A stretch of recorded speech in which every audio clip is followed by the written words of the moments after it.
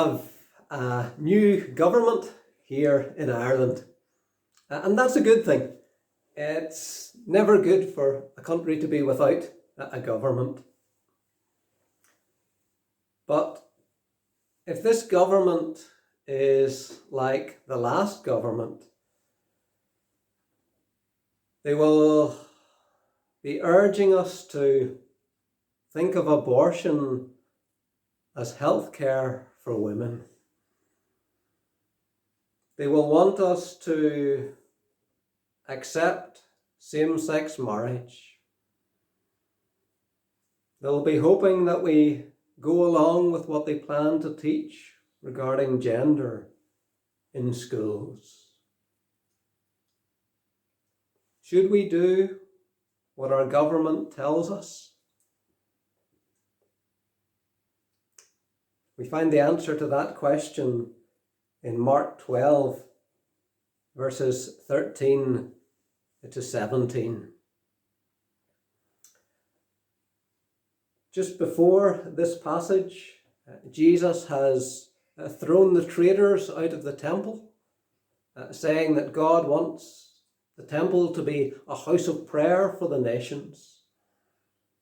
And the religious leaders have asked him what authority he has to do that.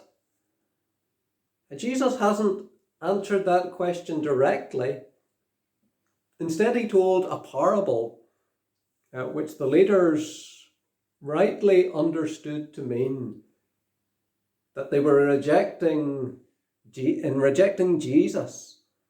They were rejecting one who had been sent by God. The leaders are angry and they want to arrest Jesus. But they can't do that because they're worried about the crowd causing trouble, maybe rioting. So they leave Jesus, and after a while, they send some Pharisees and some Herodians to Jesus to trick him in what he says, to catch him in his words. Mark 12, verse 13. The Pharisees were an extremely strict Jewish group. Their name actually means separatist. They wanted to be separate from anything that would hinder their devotion to God's law. The Herodians, on the other hand, were supporters of King Herod, who ruled the land for the Romans. So these two groups, one of which wants to be separate from any outside influence, and one of which supports those who rule the land for a foreign power, they would normally be implacable enemies. But they get together and try to trap Jesus. Mark has actually told us about the Pharisees and the Herodians getting together earlier in his gospel. In chapter 3, verse 6, it says, "Then the Pharisees went out and began to plot with the Herodians how they might kill Jesus." And their hatred for Jesus is so strong that it overcomes any other differences they have. They get together to bring Jesus down, or to try to bring him down. So they come to him with this trap that they set for him. And they come to him and they say, "Teacher, we know that you're a man of integrity. You aren't swayed by others. You pay no attention to who they are, but you teach the way of God in accordance with truth." Now, they're trying to butter him up. And then they set the trap. Is it right to pay the imperial tax to Caesar or not? should we pay tax to Caesar?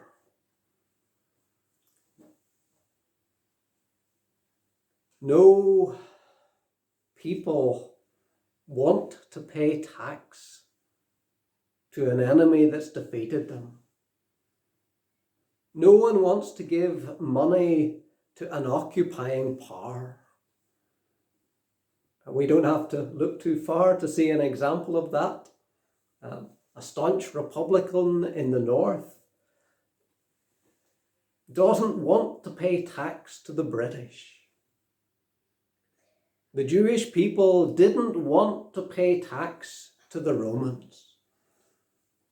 And there were groups of Jewish people who were strongly opposed to the paying of tax. They said that it basically amounted to slavery. They argued that allegiance was due only to God, not to any human being.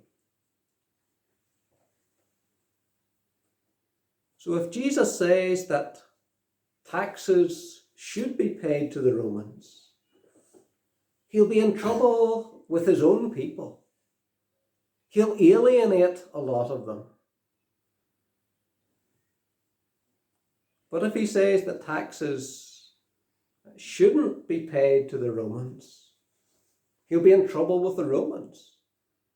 He could be accused of starting an uprising. Either way, he's in trouble.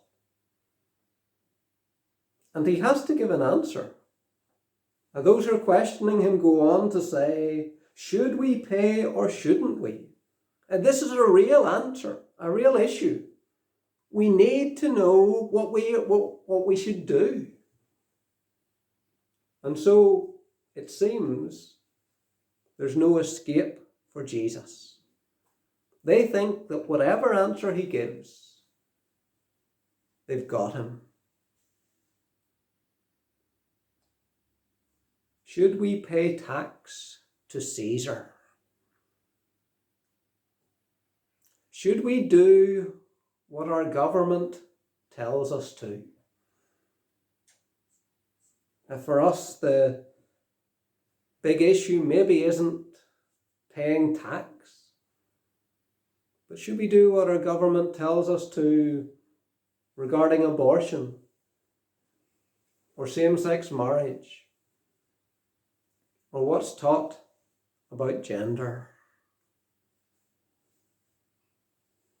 That's the first thing we see here. Jesus is asked, should we pay tax to Caesar? Secondly, Jesus says, show me a coin. Jesus knew their hypocrisy. We're told in verse 15, he asks them, why are you trying to trap me? He sees through them. He knows they're not genuinely interested in whether they should pay this tax or not. It's just a trap that they've set up to get him. And he asks them to bring him a denarius so that he can look at it. They bring him the coin. He says, whose image is this? Whose inscription? And they answer that it's Caesar's.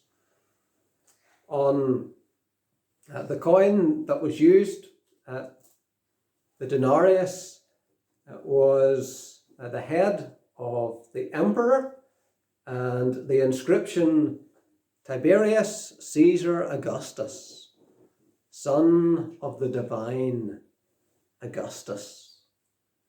So this coin that Jesus is holding, this coin that he's showing to the people, this coin that he's asking them about, on it, Caesar claims to be God. And that adds another layer of difficulty to the question that he was asked. If he says that people should pay this tax, and not only is he saying that the Jewish people should give money to an occupying power, but also that they should give money to someone who claims to be God.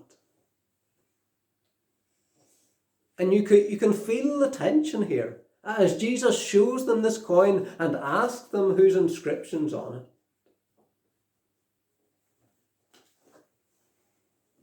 Firstly, Jesus is asked, should we pay tax to Caesar? Secondly, Jesus says, show me a coin. Thirdly, Jesus says, give Caesar what he has a right to. Jesus said to them, give back to Caesar what is Caesar's. Verse 17. This denarius, this was the money that they used. It's mentioned quite a bit in the Gospels. Several of the stories that Jesus told mention it. Matthew chapter 20, verse 2, Jesus says, the kingdom of heaven is like a landowner who went out in the morning to hire workers. He agreed to pay them a denarius for the day. Also in Luke chapter 7 and verse 41, Jesus again is telling a story, and he says 2 people owed money to a certain money lender. One owed him 500 denarii and the other 50.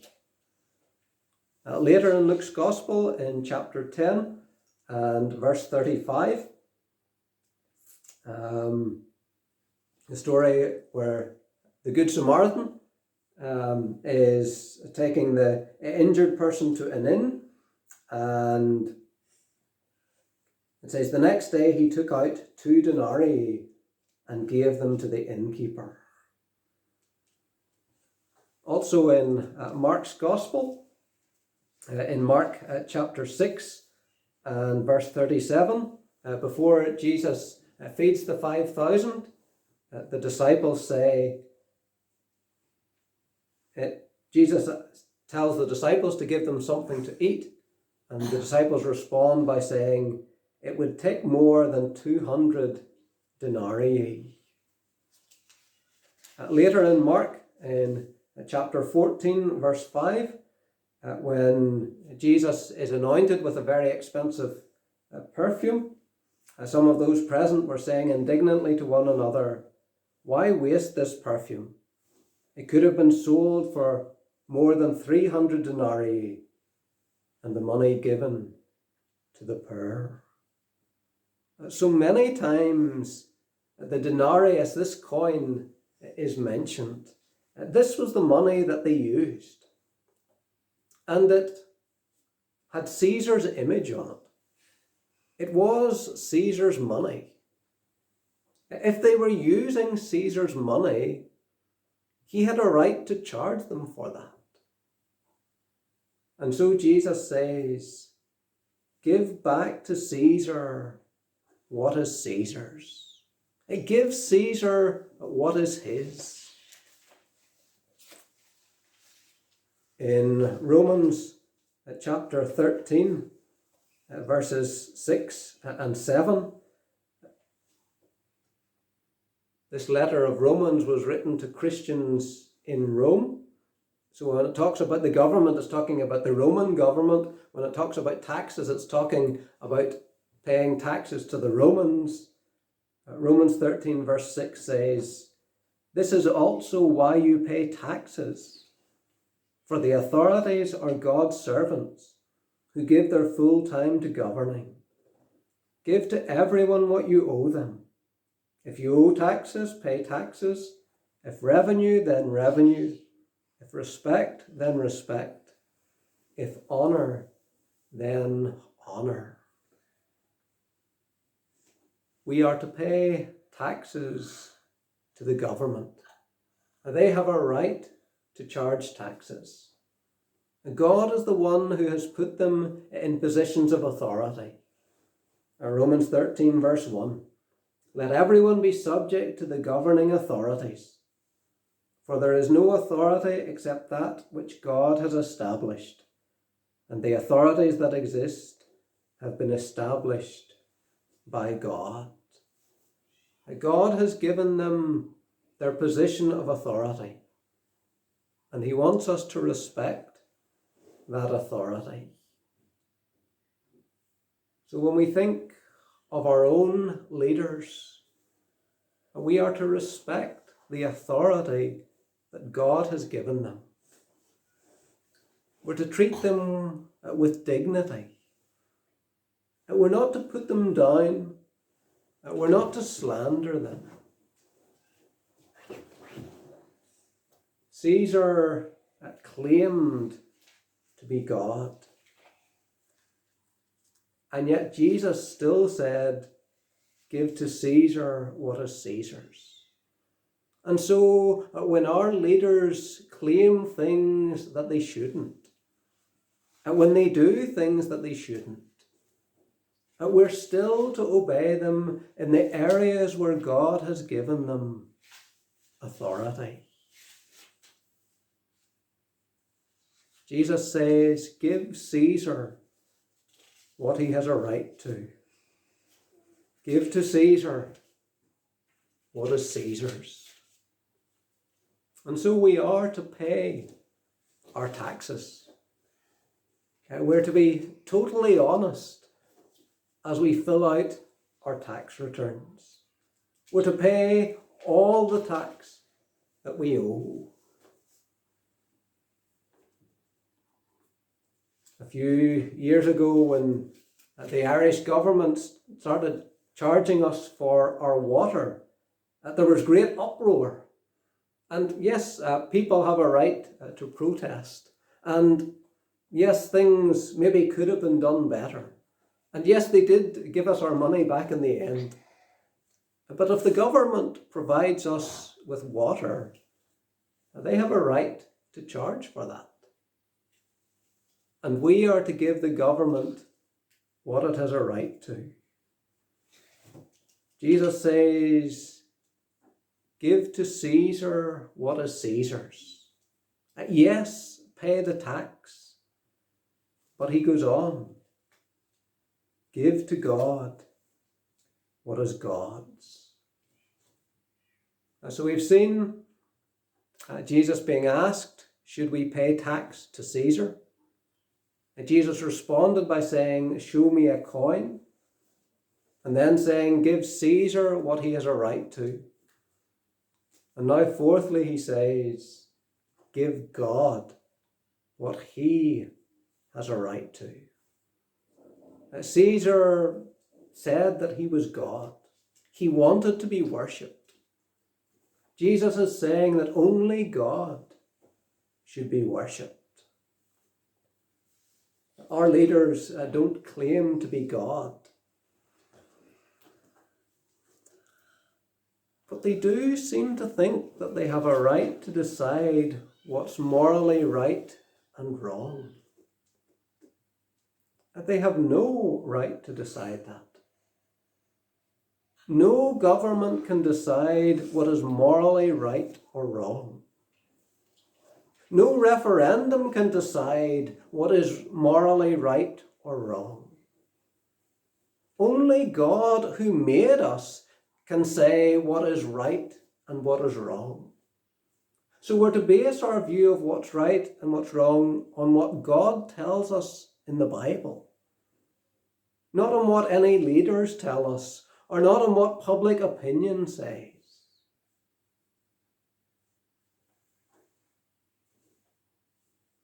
Jesus tells the people to give the taxes to Caesar, but to give to God what is God's. We are to obey our leaders. But where they overstep the mark, there comes a point where we are not to obey them. And like Peter and the other apostles did with the Jewish leaders in Acts 5 verse 29, we're to say we must obey God rather than human beings. If our government were to forbid us to speak to others about Jesus, we would need to disobey that.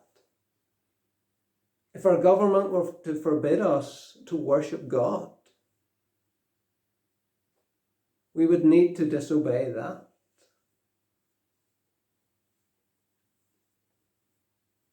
Jesus replies, "Give back to Caesar what is Caesar's, and to God what is God's." And they're amazed at him. The end of verse 17. Some translations say they're utterly amazed. They're filled with wonder. They can't take it in. They had set what they thought was a watertight trap. They had told Jesus that they needed an answer. Either way, they're convinced they've got him. And yet in this simple reply, he totally disarms them. The trap is taken apart. The Jews can't be offended at what he said. The Romans can't be offended at what he said. He's dealt with the claim that Caesar is God. The answer is absolute genius. You can't trick Jesus. You can't trap him. There was never a dilemma here for Jesus. He didn't have to sit and try to work it out. He understands the world so clearly. He could see immediately that what should be given to Caesar. He could see immediately what should be given only to God. He understands the world that we live in. And so we should pray that he would help us to understand this world that we live in. Because often we don't. Often we don't see it clearly. We should pray that by his Spirit working in our hearts, we would see clearly what is right and what is wrong. We should pray that as we read the Bible, the Spirit would help us to understand that and see how it relates to the situation in which we live.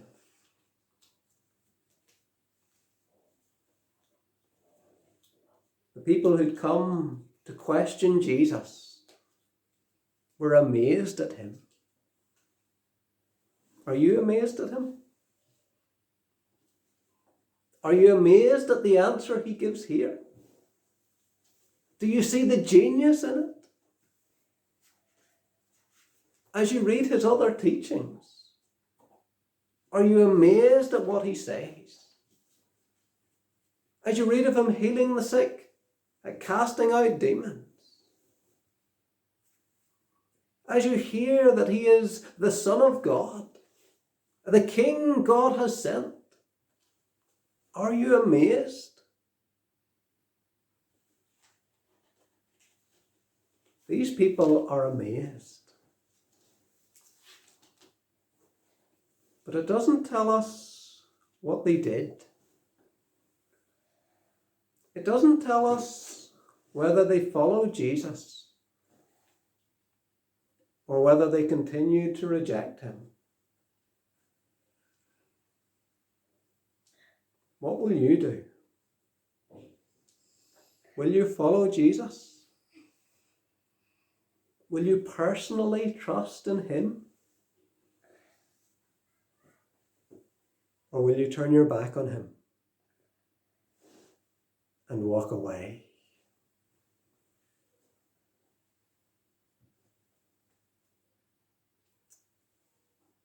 Should we do what our government tells us to? Jesus is asked, should we pay tax to Caesar? Jesus says, show me a coin. Jesus says, give to Caesar what he has a right to. And Jesus says, give God what he has a right to. Respect your leader's authority. Obey them where they have authority. But remember that only God has all authority, and worship him alone.